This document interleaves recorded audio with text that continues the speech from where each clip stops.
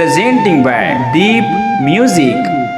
नमस्कार दोस्तों, नए नए छत्तीसगढ़ी गाने सुनने और देखने के लिए हमारे दीप म्यूजिक चैनल को अभी सब्सक्राइब करें और बेल आइकॉन के बटन को क्लिक करें।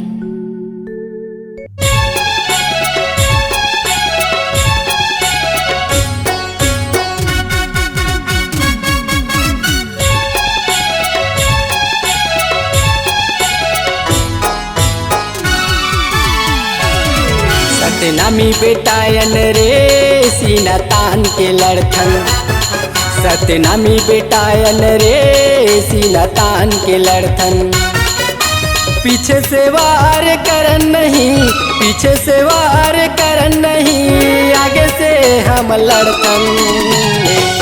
सतनामी बेटायन रे सीना तान के लड़थन, सतनामी बेटायन रे सीना तान के लड़थन।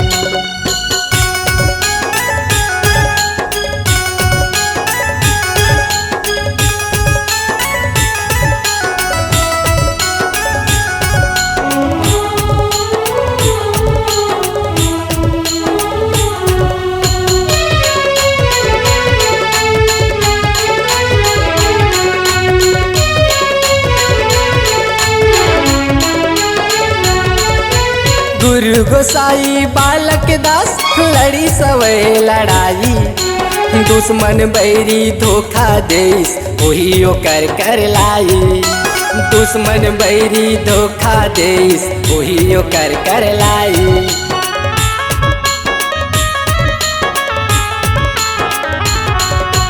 गुरु गोसाई बालक दास लड़ी सवै लड़ाई, दुश्मन बैरी धोखा देस वही ओकर कर लाई। दुश्मन बैरी धोखा देस वही ओकर कर लाई। शेर दहाड़ मारे सतनामी, शेर दहाड़ मारे सतनामी, ओ सतनामी अरे।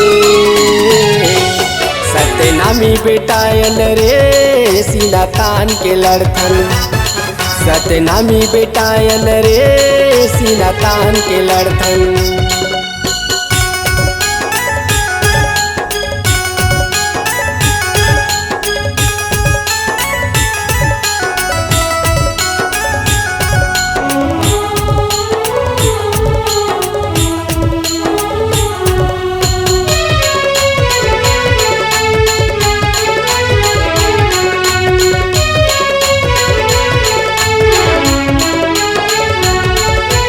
थर थर का पै दुश्मन बैरी, हाथी में हो सवार गुरु।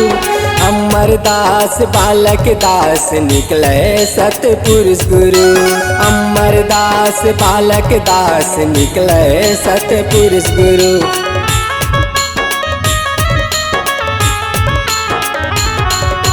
थर थर का पै दुश्मन बैरी, हाथी में हो सवार गुरु। अमरदास बालक दास निकले सतपुरुष गुरु, अमरदास बालक दास निकले सतपुरुष गुरु। जय जय बोलो सतनामी, जय जय बोलो सतनामी, सीना तान के रे। सतनामी बेटायन रे सीना तान के लड़थन, सतनामी बेटायन रे सीना तान के लड़थन।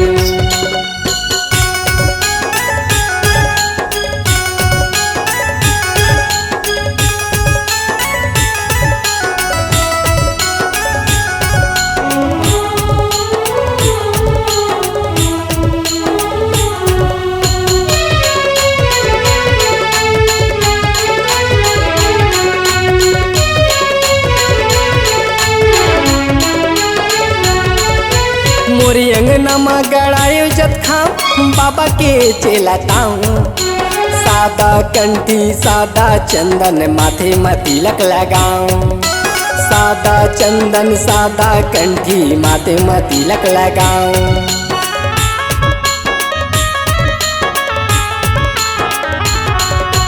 मोरी अंगना में गड़ायो जत खाम, बाबा के चेलाताऊं। सादा कंठी सादा चंदन माथे में तिलक लगाऊं, सादा चंदन सादा कंठी माथे में तिलक लगाऊं।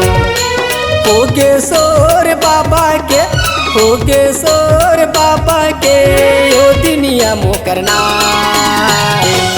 सत्यनामी बेटायन रे सीना तान के लड़थन, सत्यनामी बेटायन रे सीना तान के लड़थन। पीछे से वार करन नहीं, पीछे से वार करन नहीं, आगे से हम लड़थन।